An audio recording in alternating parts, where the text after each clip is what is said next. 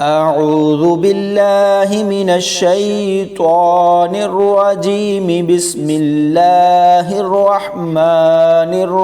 الرحيم يا أيها المزمل قم الليل إلا قليلا نصفه أو انقص منه قليلا أو زد عليه ورتل القرآن ترتيلا إنا سنلقي عليك قولا ثقيلا إن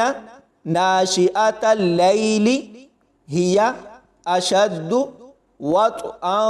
وأقوم قيلا إن لك في النهار سبحا طويلا واذكر اسم ربك وتبتل إليه تبتيلا رب المشرق والمغرب لا إله إلا هو فاتخذه وكيلا واصبر على ما يقولون واهجرهم هجرا جميلا وذرني والمكذبين أولي النعمة ومهلهم قليلا إن لدينا أنكالا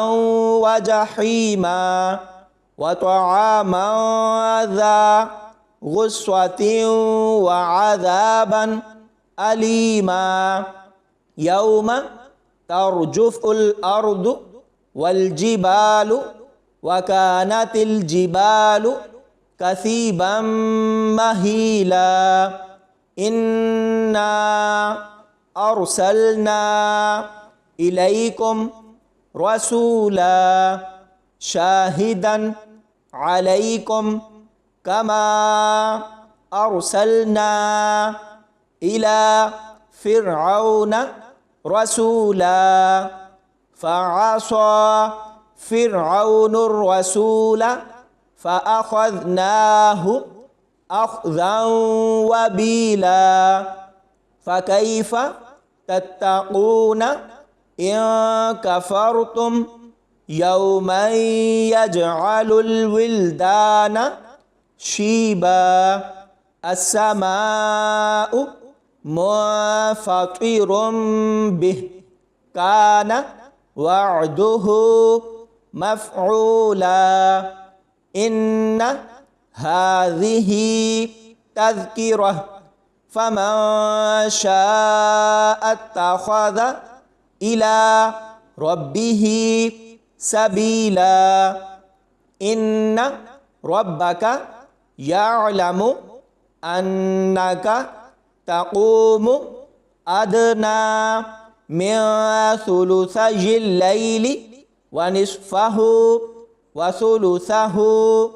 وطائفة من الذين معك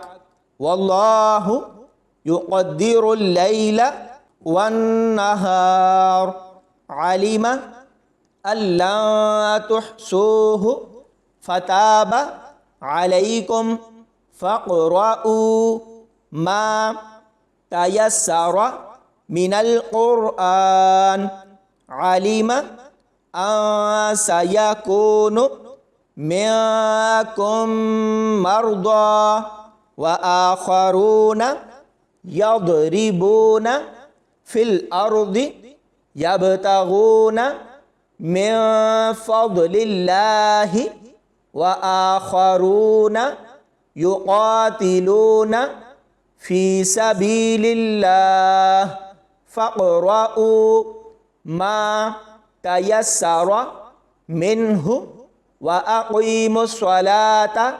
وآتوا الزكاة وأقرضوا الله قرضا حسنا وما تقدموا لأنفسكم من خير تجدوه عند الله